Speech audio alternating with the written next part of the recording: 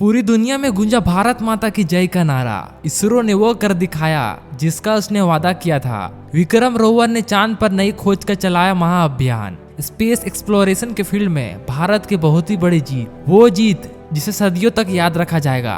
दोस्तों, 23 अगस्त 2023 का दिन दुनिया के इतिहास में हमेशा के लिए अमर हो गया है। खास तौर से हमारे भारत के इतिहास में दिन को हर साल हर त्योहार की तरह सेलिब्रेट किया जाएगा, क्योंकि यही वो दिन है जब चंद्रयान 3 ने चांद के दक्षिणी ध्रुव पर सफलतापूर्वक लैंड किया था और दुनिया को दिखाया था कि आज का भारत साइंस एंड टेक्नोलॉजी के फील्ड में भी किसी से पीछे नहीं है। पूरे देश इस वक्त इसरो और चंद्रयान के इस वक्त सफलता का जश्न मना रहा है और दुनिया भर के न्यूज चैनलों पर हमारे देश और स्पेस एजेंसी का चर्चा चल रही है। हर तरफ से हमें इस कामयाबी के लिए बधाइयां मिल रही है, लेकिन इसरो वैज्ञानिक ने जीत के इस माहौल में अपना फोकस नहीं खोया। उन्हें मालूम है कि ये मिशन 14 दिन चलने वाला है और इन 14 दिनों में कोई गड़बड़ी ना हो, वैज्ञानिक फिर से काम में लग गए हैं। तो ऐसे में सवाल ये उठता है कि चंद्रयान तो सफलतापूर्वक चांद पर लैंड कर चुका है, फिर इसरो 14 दिन तक और क्या करने वाला है? क्या अभी भी इस मिशन में और हिसाब बाकी है?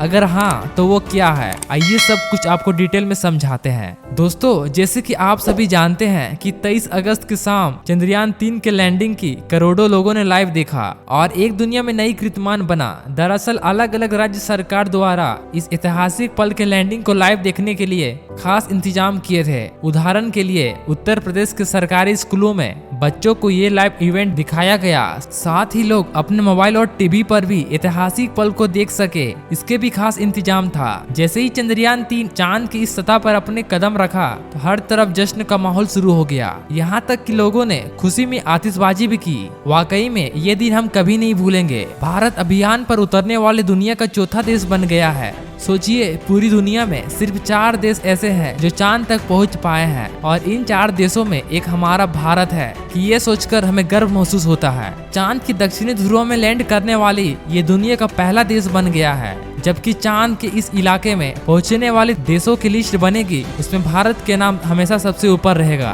क्योंकि ये कारनामा करने वाले सबसे पहले भारत ने ही किया है। आज हमारा देश का झंडा सिर्फ धरती ही नहीं बल्कि चांद पर भी लहरा रहा है और इन सब उपलब्धियों के लिए हमें अपनी स्पेस एजेंसी इसरो ऑफिस में काम करने वाले वैज्ञानिकों पर फक्र होना चाहिए। इतनी बड़ी सफलता होने पर भी वैज्ञानिकों ने अपना फोकस मिशन से नहीं हटाया। हाँ, ऐसे डिटेक्शन के लिए उन्हें दिल से सल्यूट है। पर सवाल ये उठता है कि इस मिशन में अब आगे क्या क्या होने वाला है। लेकिन उससे पहले चलिए हम आपको बताते हैं कि हमारे लिए इस कामयाबी का महत्व क्या है और माइलस्टोन हासिल करने में हमारे वैज्ञानिकों को कितनी मेहनत करनी पड़ी है। दोस्तों, आपको 2008 में हुआ चंद्रयान 1 मिशन तो याद ही होगा। इस श्रृंखला का पहला मिशन था जो पूरी तरह कामयाब भी रहा था, लेकिन इस मिशन में चांद पर लैंड करना शामिल नहीं था। ऐसे में हमारे इसरो वैज्ञानिकों ने लैंडिंग को अपने अगले मून मिशन यानी कि चंद्रयान 2 का हिस्सा बनाया। यानी भारत आज चांद पर पहुंचा है, उसका ख्वाब 13 साल पहले देखा गया था। शुरुआत में इसरो ने चंद्रयान 2 को 2008 में पहला मिशन सफल होने के बाद कुछ ही सालों में लॉन्च करने का प्लान बनाया था, लेकिन उसकी तैयारी जितना सोचा था उससे कई ज्यादा समय ले गई। यही वजह थी कि चंद्रयान 1 के बाद चंद्रयान 2 मिशन में 11 साल बाद 2019 में लॉन्च किया गया। यानी आज जो कुछ हम अपने चंद्रयान 3 में एक्टिव कर रहे हैं उसका प्लान हमारे चंद्रयान 2 में बनाया गया था। मगर दुर्भाग्य से हमारा वह मिशन पूरी तरह कामयाब नहीं हो पाया और चंद्रयान 2 का लैंडर अपने आखिरी कुछ मिनटों में बेकाब होकर चांद पर क्रैश हो गया। यानी 11 साल तैयारी करके भी हम उस मिशन में कामयाब नहीं हो पाए और तब दुनिया की कई देशों ने न सिर्फ हमारी एबिलिटी पर सवाल उठाया बल्कि हमारे इस फेलियर का मजाक भी बनाया। इसलिए उन सभी देशों का जवाब देने और मुंह बंद करने के लिए चंद्रयान 3 मिशन का कामयाब होना हमारे लिए बहुत ही महत्वपूर्ण था। दोस्तों, जब चंद्रयान 2 का लैंडर चांद की सतह में क्रैश हुआ था तो उस समय इसरो के चीफ के सिवान ने मिशन के आखिरी 15 मिनटों को 15 मिनट्स ऑफ टेरर नाम दिया था और उन 15 मिनटों की याद में हमारे जहन में चंद्रयान 3 के लैंडिंग के दौरान भी जिंदा थे। हमें बस यही डर सता रहा था कि 4 साल पहले जो चंद्रयान 2 के साथ हुआ वो दोबारा ना हो।